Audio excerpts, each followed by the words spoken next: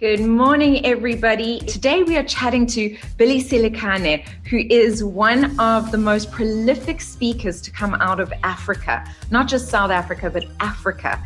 He has traveled the world talking to different people and sharing his message. I'm super excited to have him join us today. At the end of the day, it's about choices. It's either we choose to accept this or we choose to fight for a better life. So I chose not to accept my circumstances. I chose to believe that there's something better out there. I chose to believe that we can become better. If there's a need in society and you can close that, society must reward you for it. So it's always been my thinking. I've always been that kind of a person who thinks that way.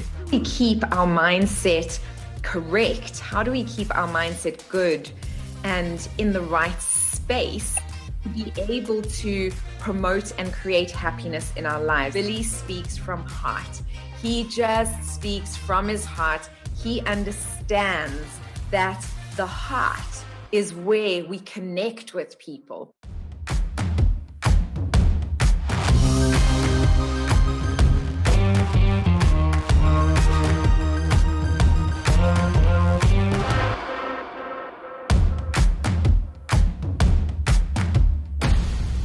Good morning, everybody. It is Friday, as I like to call it, Friday, because it is Friday.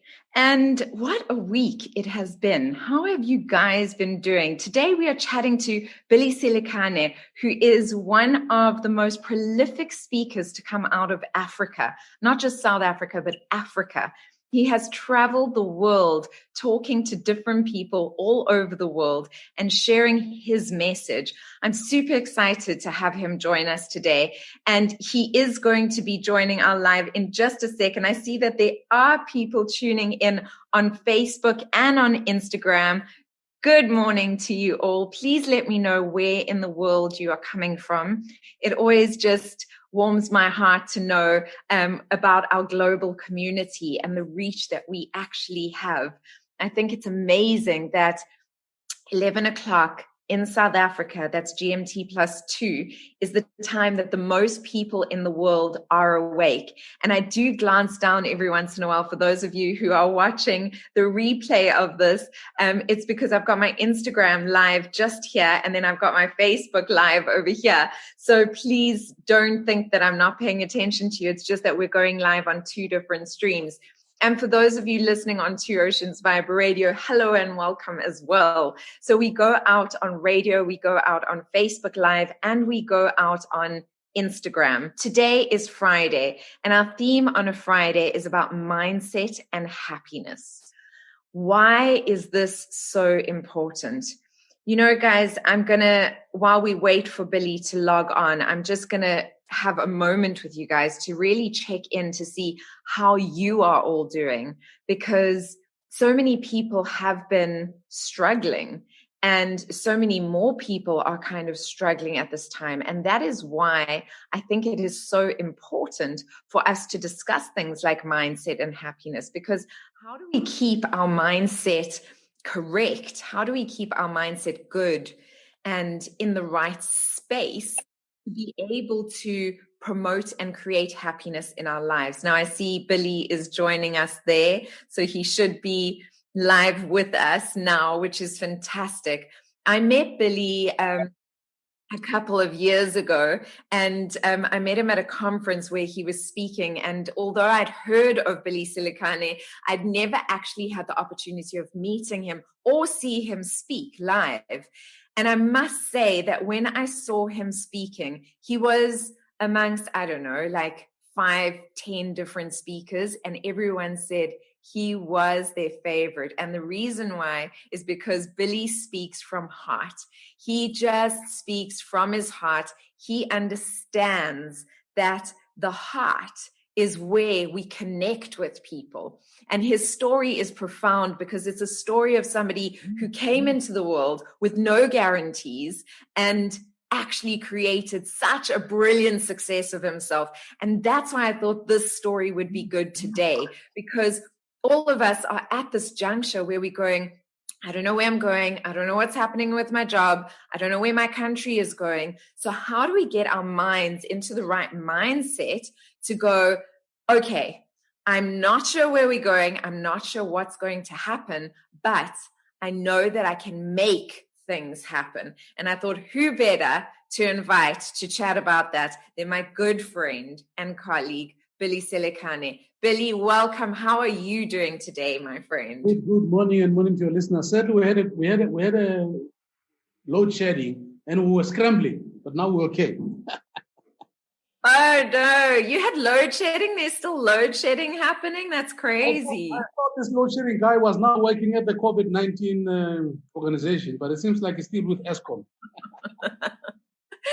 Billy, I was just giving a brief introduction to you and who you are and why I wanted you to chat to us today. You know, now more than ever, people are feeling very pressured and very scared about circumstances, and they're not alone. I think everybody is feeling this way, whether it's they're feeling scared about the future of their jobs or their income, or whether they're worried about family members, or whether they're worried about their community. It is a time of pressure and stress. And I see that you are coming to us from San Francisco, which is a little bit further than I expected. But you just have such a great way. He's got a screensaver there. He is actually in Pretoria. You're in Pretoria? I'm in Bryanston now at our studio. You're in Bryanston. Okay. So Billy is joining us from Johannesburg. So Billy, why I thought it would be so much fun and so valuable to have you here today is because you have a way of talking about very serious situations, but bringing the light into them, you know, and I think maybe just recap your story, you know, so that people understand, you know, just a small version of like, you know, where you really have come from and where you are now today. Well, basically, I would be what one would call a typical South African story, in the sense that I was born in a township in a 4-roomed house. So the 4-roomed house was literally 4-dimensional, 4 meters by 4 meters, no design, nothing. And in that 4-roomed house, there'll be about 18, 19 people at the same time. And, I was born where we had absolutely nothing. And all we had was each other. And and then a couple of houses away from where I was born, there was a man who used to own a fleet of taxis. And he had a better life. His house was plastered. He had a better fence. And I've always looked at him and said, but what's the difference between him and my father? Because as a young kid, you do these comparisons, you know? Yes. But what was surprising was there was a sense of happiness in this group of people where I lived, even though there was nothing. And I was always the kind of guy that used to ask the question, why, you know? Why other people have stuff, we don't have stuff, why? And people would be irritated with me. But then I realized that, you know, at the end of the day, it's about choices. It's either we choose to accept this or we choose to fight for a better life. So I chose not to accept my circumstances. I chose to believe that there's something better out there. I chose to believe that we can become better. And then I looked at options. What were the options? Everybody spoke about education. You know, you must get an education, get a job, and all those kind of things. And I started looking at educated people, so-called educated people in my society, but most of them were not very inspirational. You know, they were not inspirational. All they had was diplomas, whatever, and they did very menial jobs. And then there were 2 other groups. We used to call them, you know, the mob, the men about town, the thugs, you know, the guys who used to steal cars, driving fancy cars, nice clothes, beautiful women. That was another group. The township resources. Then there were the activists, you know, the political activists. Let's fight for freedom and blah, blah, blah. So I had a choice to choose between these 3. Either I become educated, I become a Tsotsi, or I become an activist. So being a Tsotsi, the consequences were just too hectic. I thought, they will shoot me, they'll throw me in jail. But being an activist had the same outcome. You'd be arrested, you'd be caught, but there was more support there. There was more support structure. So I then decided I'm going to become an activist and join that group. Now, in joining that group, I did all kind of things. We were trained in underground stuff, intelligence and whatever. But then I remember asking people a question that made people very uncomfortable because we were fighting for freedom. Then I asked them, I said, guys, what happens the day after? And people said the day after what? I said the day after this freedom comes, what happens? And I realized that not many people had asked that question. And because I was asking it, it made a lot of people very uncomfortable. In such a way that I almost was a threat of some sort, Then I realized, you know what, this is not working. I better move out and go and start my own path, my own journey. So I left political activism, not completely, but I sort of became less active than I was in the beginning. And I started to question myself. And I just started to look at myself and say, can I become something better? Can I do something for myself? Can I be able to buy myself a pair of shoes? Because let me tell you the story. So in the townships on Sunday, two things happened. A lot of people go to church. And the majority of people who go to church are women. And the men who go to church, they go there because they've got positions, either as a priest or a deacon. And the rest of the men stay home, and they have a hangover because of heavy drinking on Saturday. And what they will do, they will put their shoes outside, polish their shoes, and they'll play jazz music. They'll put speakers outside, and they'll play jazz music, and they'll polish their shoes. So that was very inspirational to a lot of us young men. We said to ourselves, when I grow up, I also want to be able to have a sound system. I'll be able to buy these very swanky shoes. It was a powerful and intrinsic culture in our society. So that sort of inspired me. And I said to myself, I want to be the guy who can buy himself a nice sound system, buy nice clothes without really being at the bedside of the law. I want to be able to do that without endangering myself. So for me, the quest started in that instant. And the fascinating thing about it is I'm in the middle of all of this. I have always been an entrepreneur of some sort. So at the age of 8 or so, I started training karate. I did karate, and then I shifted to kung fu. And at that time, townships were demarcated according to languages. The Zulus were there, the Sutus were there, and stuff like that. But once in a while, there'll be an intermarriage. You find a Sutu guy gets married to a Zulu girl or whatever. And when they have kids, the kids have to cross a township to go to a particular school. Yeah. And they'll be bullies, Then I saw a business opportunity to create what I now call an executive protection business, And I realized executive protection business at 8, 9 years old. You are amazing. Then I realized, man, I can offer protection to these guys to cross up and down. And at that time, people knew me, So if you carried my name with you, you were protected. And these kids would pay me a small fee. And this business went very well. But then the teachers find out about this business, And I was brought into the staff room and I was punished. Literally, I was beaten up because according to them, I was crooking these kids of their money. But I was offering a service, Yeah. So it was a business service. So they shut that business down.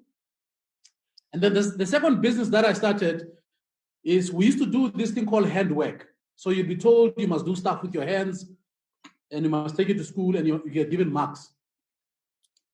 So one of the handworks that they gave us was we should create cars with wires, wire cars. I was hopeless. I was hopeless. But my opposite neighbor was a genius. He built fantastic stuff. So I went to him and said, man, you're so good at this. Why build these things and I can go and sell them and then we'll split the money. And when it is time for me to go and hand mine in, you then give me a nice one, then I go and hand it in. We agreed. We started a dealership, basically. Just to think about it. Dealership. It was just a wire car dealership. And they were selling like hotcakes. When it was my time to deliver mine at school, I delivered mine. They gave me good marks. And somebody again went and ratcheted me out to the teachers. Same thing happened. I got called in. Again, I got punished. And they closed down my business. So every time, and at that time, they didn't understand that I was an entrepreneur. They called me a crook. My teachers would say, hey, you are such a crook, you are always crooking people, blah, blah, blah. So that business was shut down. Now, I had to think of something else. What was there? What was available for me? And I looked around and said, what was it that people really did not like? At that time, many people did not like Afrikaans. So people hated Afrikaans. Then I realized there's an opportunity for me. So I then became closer to the Afrikaans teacher, and I became a good Afrikaans student.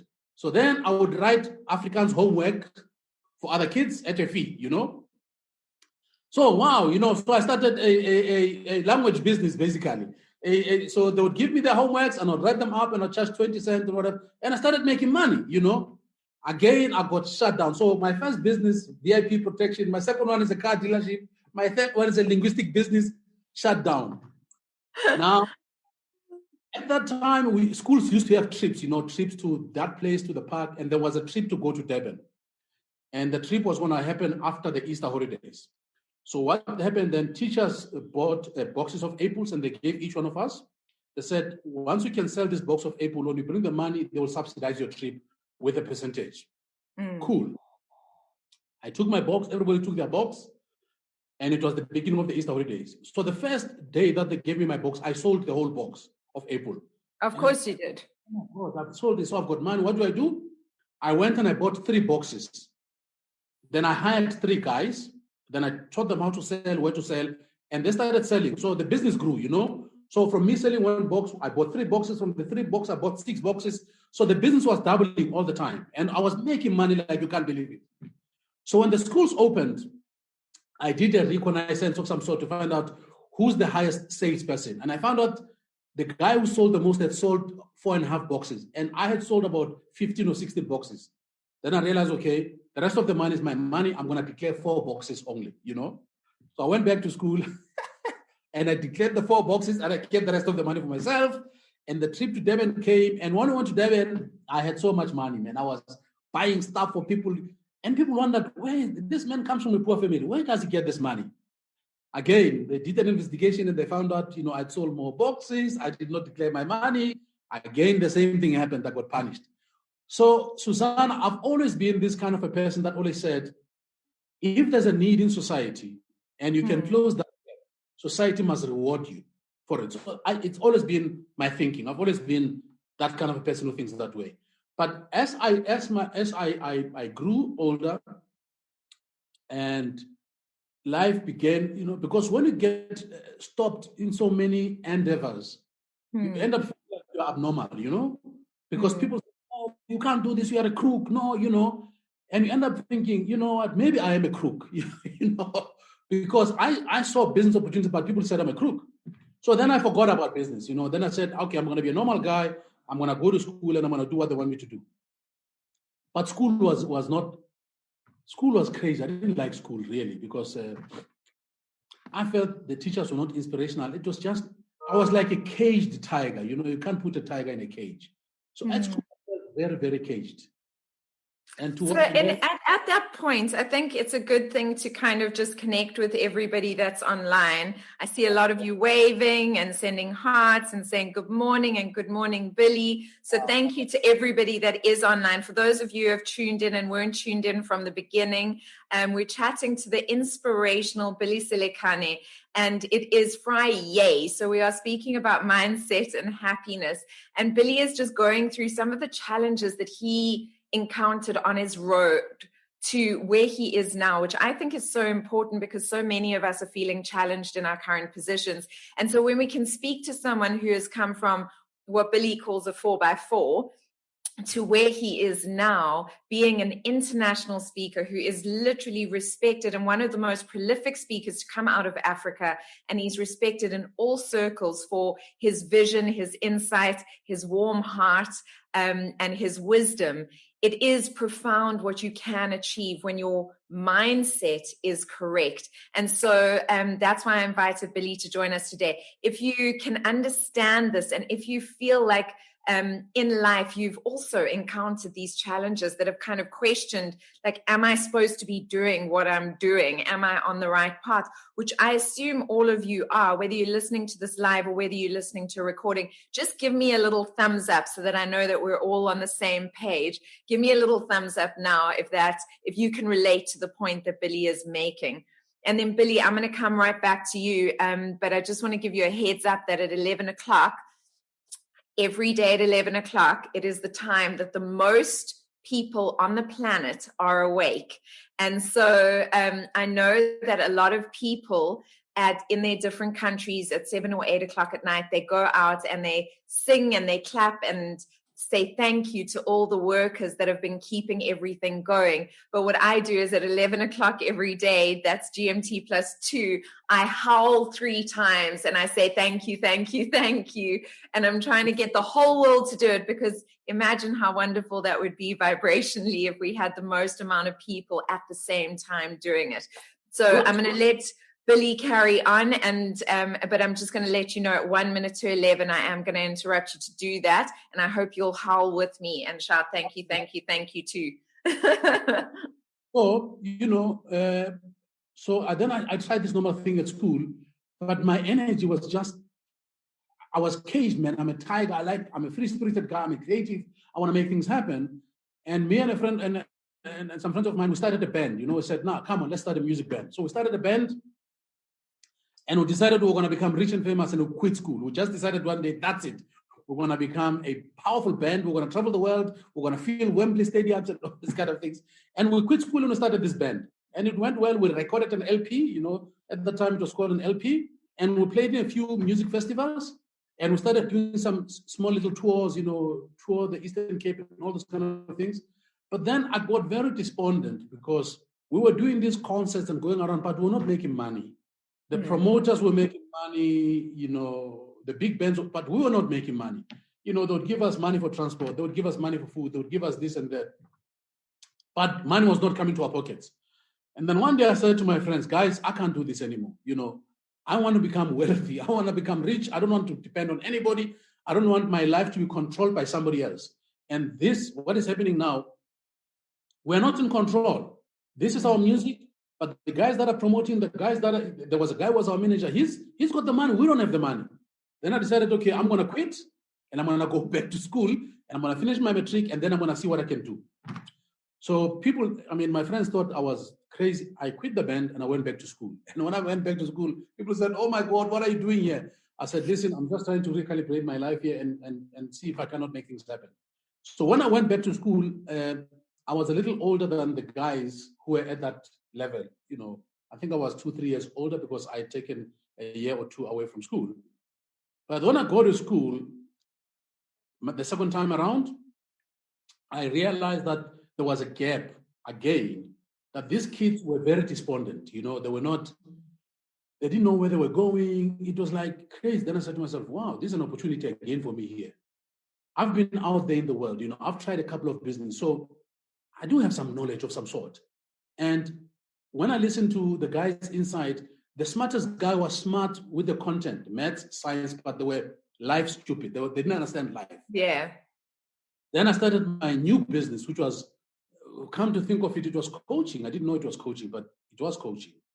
So then I started becoming the wise guy, the wise man that people would come to and I'd give advice. Of course, I would charge a small little fee, and it all went very, very well.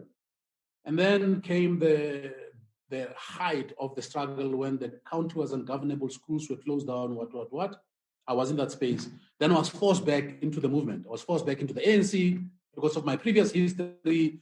And they came to me and I felt, now I also want to fight, and I joined an underground structure, I did all those kind of things. But again, there was this sense of despondency and sense of, we're a big number of people fighting this system, but people still don't give me the answer to my question of what happens the day after. So that question had always been my question. What happens the day after? And then things sort of tried to become normal. And so at the height of that time, because I was in the underground structure, then we were hunted by the old government, and South African Council of Churches moved us out of the township. They got us placed to stay in Hillbrow, and there was a project which was created by Wits University and the Council of Churches for troubled youth to finish their matric. So they placed me into that program, and I tried to finish my matric, and I didn't have the best results. I had an S in matric. Now, S means school leaving. It means you and education have separate ways to go, I've never even heard of an S in matric, Billy. Oh, it's how can I say? It's like you are. It's the other side of hopeless. you give hopeless a bad name, literally. Hopeless does not want you next to himself. However, because all my life I've always been a creative. I used to do painting, I used to write poetry and all these kind of things. And I was over 23. So somebody said to me, listen, if you go to UNISA, you can get to study at UNISA. They had a thing called age exemption because UNISA was a long distance institution. So they would exempt you for your age and you would then study part-time. And I went to UNISA to go and study art. I wanted to become a professional artist. But again, I had no financial support and everything. So I then started a graphic designing business to support my studies. I would design T-shirts and all these kind of things. And then I did my first year at UNISA. I had a lot of fun, studied history of art. Second year was quite hectic because it was practical. So I had to buy paint, canvas, and it became expensive because my business was to survive, not to buy paints and canvas and all, Then I started another business with some friends of mine. What we did was something amazing. We took the concept of the Rand Easter show. So I'm going to stop you on amazing, and we're going to howl 3 times, and you're going to howl with me, Billy, because I know that you can be that crazy person with me. And then we're going to listen to your something amazing. Okay, is everybody ready?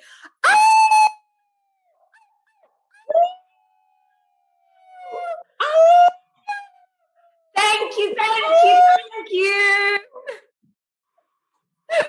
Okay, so that's our shout out to all of the essential workers that have been working throughout this time, sending you guys much love and appreciation for everything that you're doing. We are with Billy Selekane, and we do have another 10 minutes with him, and he is giving us his inspirational story of how he got to where he is. And you're tuned into Thrive. You're back, Billy. So me and my friends, we then took the concept of the Rand Easter show. We made it a mini Rand show, and we're going to have it in Tembisa. So I went and negotiated with companies to buy stalls, Coca-Cola, Fetis and Monies. It was fascinating. People loved the concept. We went to schools. We were going to have a soccer competition, a beauty contest. It was going to be literally a mini Rand show in the township.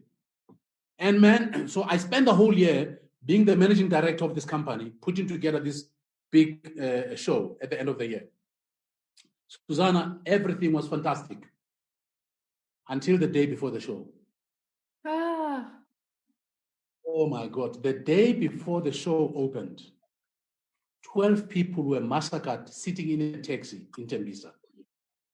It was that time of the, third force and whatever. And my God, when we heard the news, it was devastating. We had a meeting with our local ANC leadership and guys said, listen, you can't open this show tomorrow. Because if people have been killed tonight, so many people in the same place. Can't celebrate tomorrow. Can't have, it's too dangerous. It's not, hey. And so we said, no, we'll limit the number of people. So it was a big meeting that lasted for 4 hours trying to find a solution. And ultimately, they said, no, we're shutting you down. You can't do this. People are going to die. But what they did not understand was it took a year to organize this show.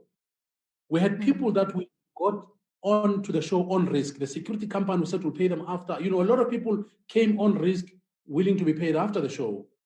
And Susana, that was a show that, according to our estimate and advertising that we did and bringing schools in, churches, our first opening day, we were expecting a minimum of 15,000 people. And it was going to be this amazing thing for 6 or 7 days. And the first day, there was a blockage. It was fascinating. So some of the ANC guys came and stopped people from going to the show because of the fact that there would be to be risky. People would come and shoot them. So the show literally died. It was it was the most devastating that we could ever experience. It's like, for argument's sake, it's like you putting together. Think about it. We did the real success at Galaga, where we were expecting 5,000 people. Just imagine that then somebody says, you can't do this. After people have booked and everything, say, it can't happen because something happened. Same, but at a much bigger scale. And everything fell apart completely. Now, the danger was nobody knew the other 4 partners. Everybody knew me, but not the other 4 partners. So this thing again fell on me. And people were then saying, we know this guy. He's always been taking chances, and my history, when we were young, he was doing. So now you've got two groups of people. The ones that say you are a visionary, you are an amazing guy. If the massacre did not happen, this was going to be the beginning of something amazing. And then I've got this other group that says, we know you. You've always tried things and failed.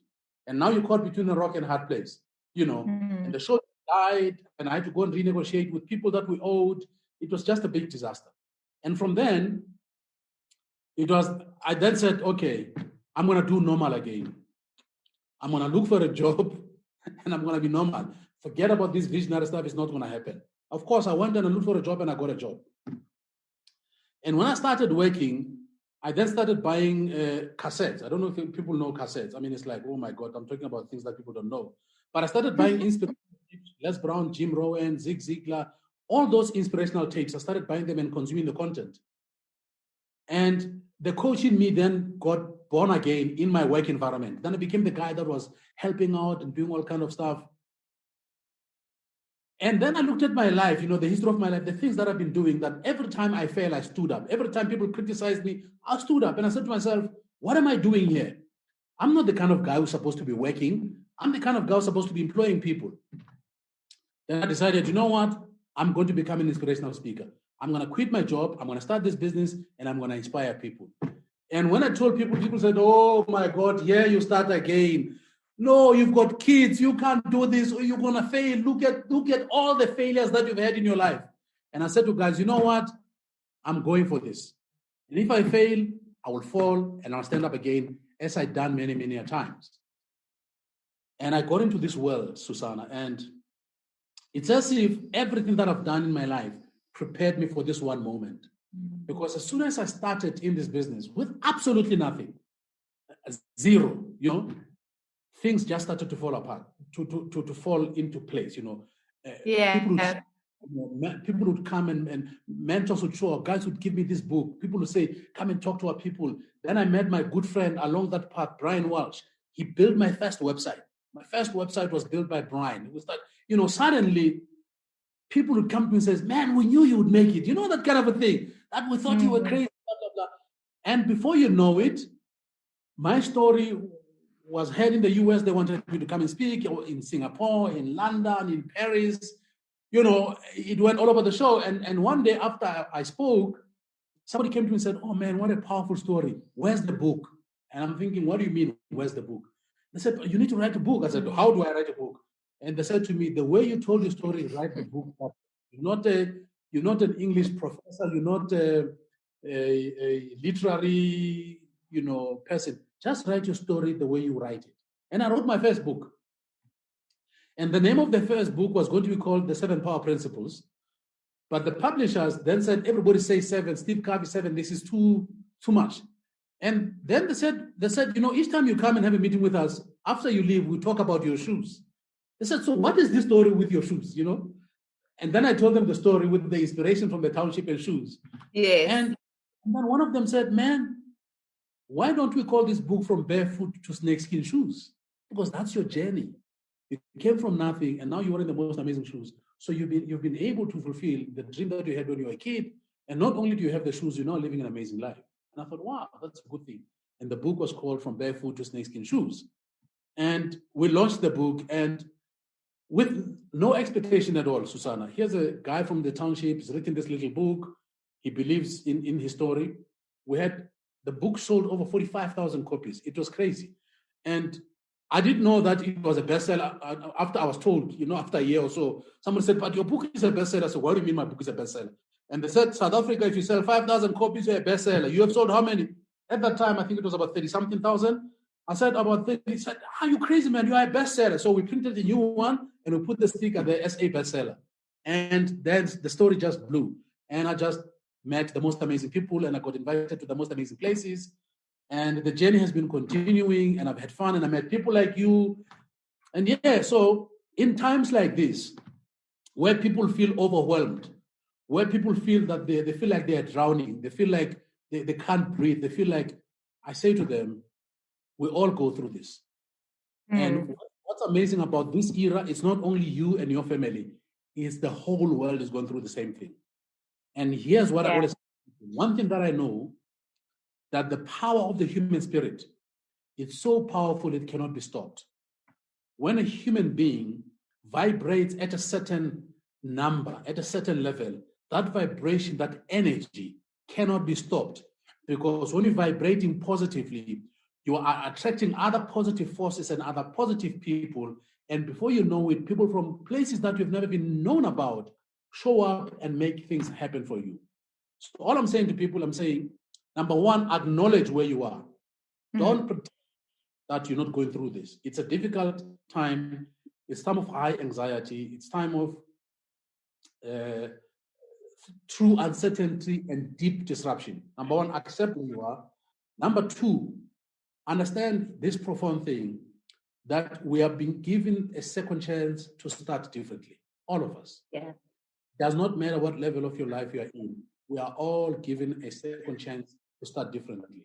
So what you need to do, you need to say, what are the lessons for your life in this environment? What lessons can you pick from this current life to move yourself to this new life and this new world that we're about to confront? And if you think that way, you then need to begin to surround yourself with men and women who also share this vibration that you have of saying, I'm given a second chance to start differently. And how am I going to start? And once you think that way, your vibration begins to change and your energy changes. And suddenly you don't feel despondent, you don't feel depressed, you don't feel that you're without power. Suddenly your energy surges up because you're vibrating differently, and people will come and they will give you ideas and magic will happen. That's all I can tell you, that magic happens, because my story, it's a true reflection of how many times you will fall. And when you fall, people are going to point at you at the bottom. But it's not how many times you fall, which is important. It's how many times you stand up every time you fall, which is important. And this is a fall. It's a major fall. But the beauty about it is the waking up is going to be so amazing, because too many people are going to hold each other's hands and help each other. So that's what we must hold on to.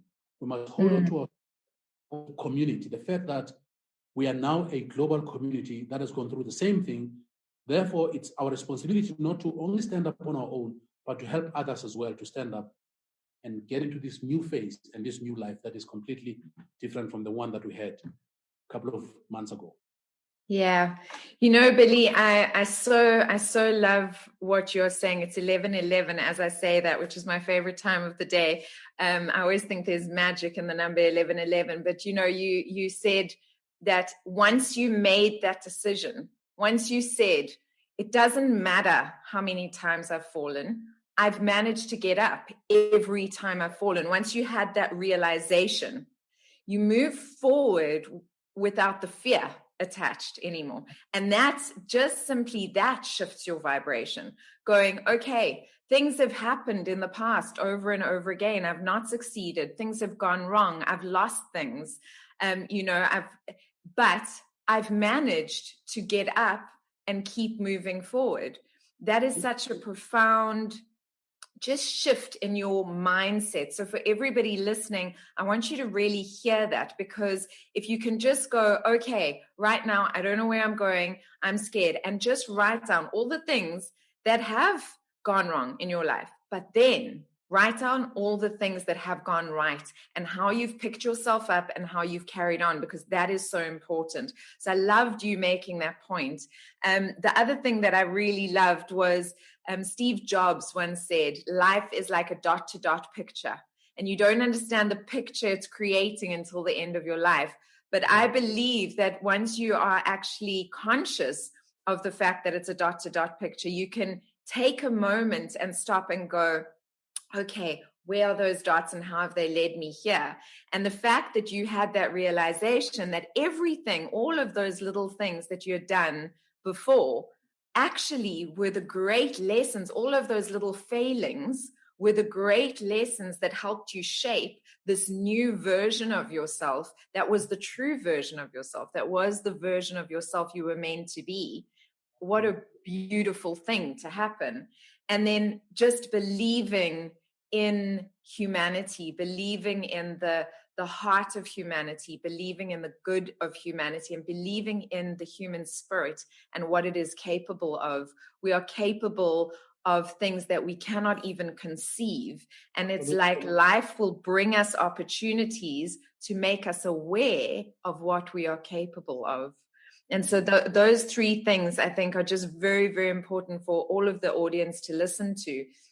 And then also, just for those of you who have just tuned in, I see a few people are tuning in at the end now. I'm chatting to Billy Selekane. He is one of my favorite people. He's so lovely, just always warm and full of grace and laughter and warmth and wisdom. And he's just shared his story with us. So whether you're watching live or whether you're watching a replay, please watch the full replay, because it's worthwhile going through the journey of understanding failure, understanding feeling like people are not on your side and you're not supported, and still carrying on and picking yourself up and keep going, and understanding that feeling of, oh, maybe I need to conform or not be the way that I am, but then finding your truth and stepping into your power, and how the universe then gets out your way. It like removes things from your path and just puts the things in your path that are going to support your journey.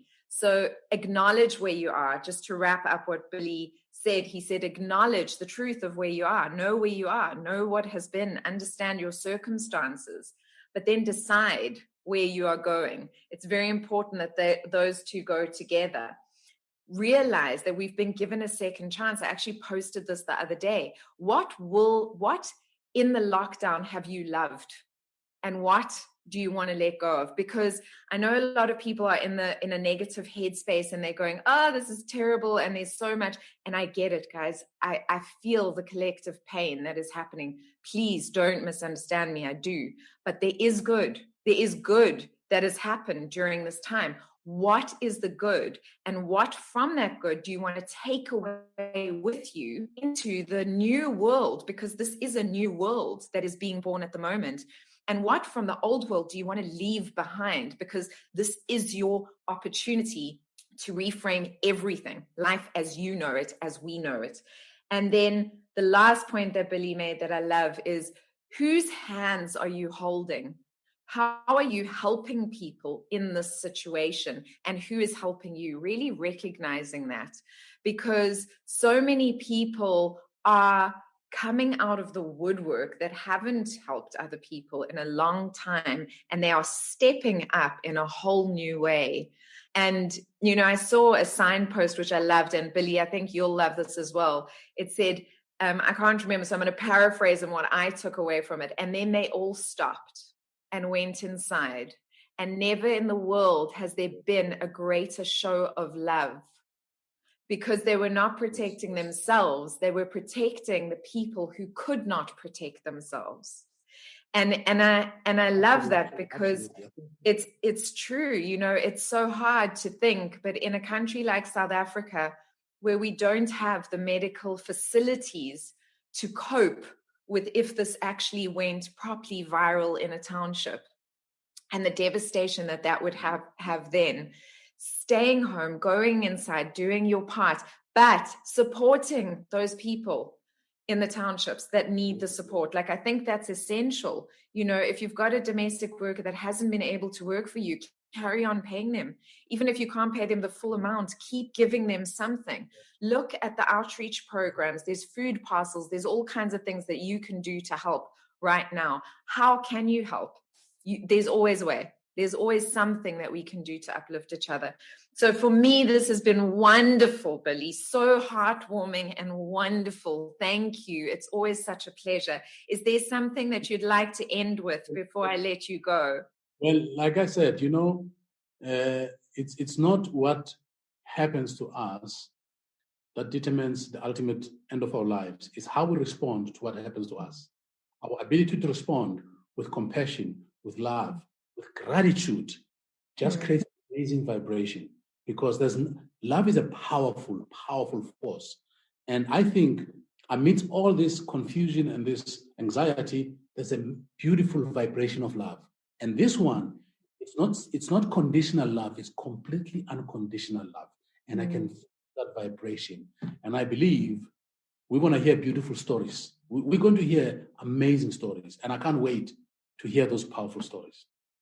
I am with you, and I feel it as well.